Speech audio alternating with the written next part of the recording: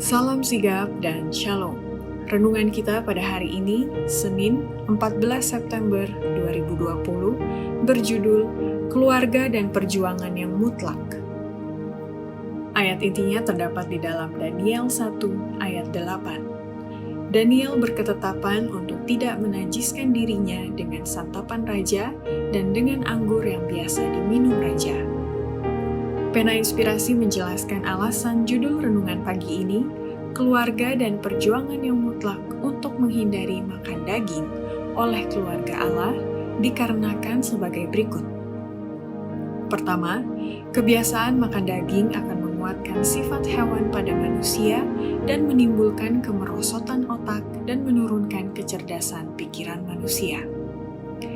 Makanan daging mengubahkan tingkah laku dan menguatkan sifat hewan pada manusia.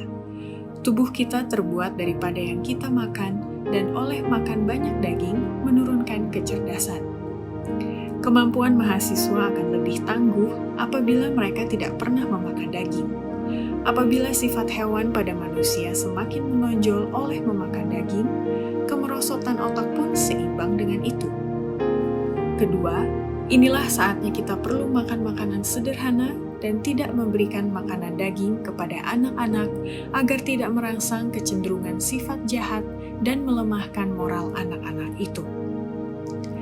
Jika ada suatu masa manusia memerlukan kesederhanaan makanan, sekaranglah waktunya. Daging tidak patut diberikan kepada anak-anak kita.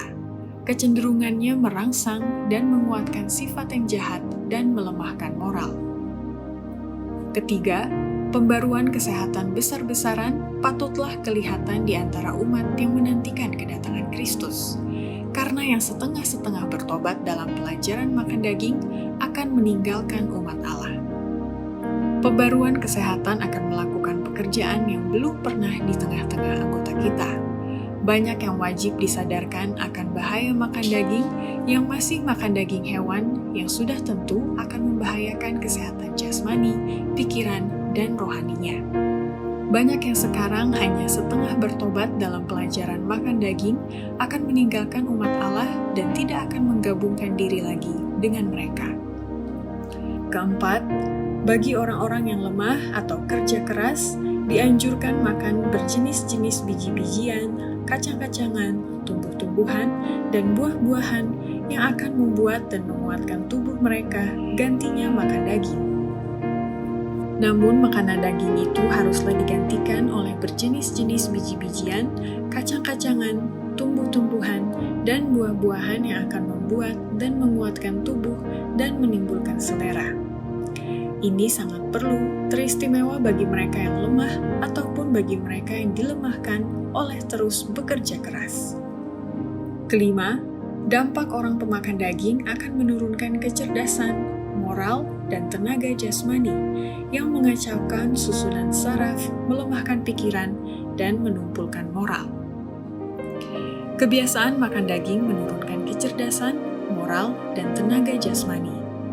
Makanan daging mengacaukan susunan saraf, melemahkan pikiran, menumpulkan moral. Kami menasehatkan kamu, hai saudara-saudari, bahwa hidup yang terbaik ialah melupakan makanan daging. Demikianlah renungan kita pada hari ini. Kiranya Tuhan memberkati kita semua.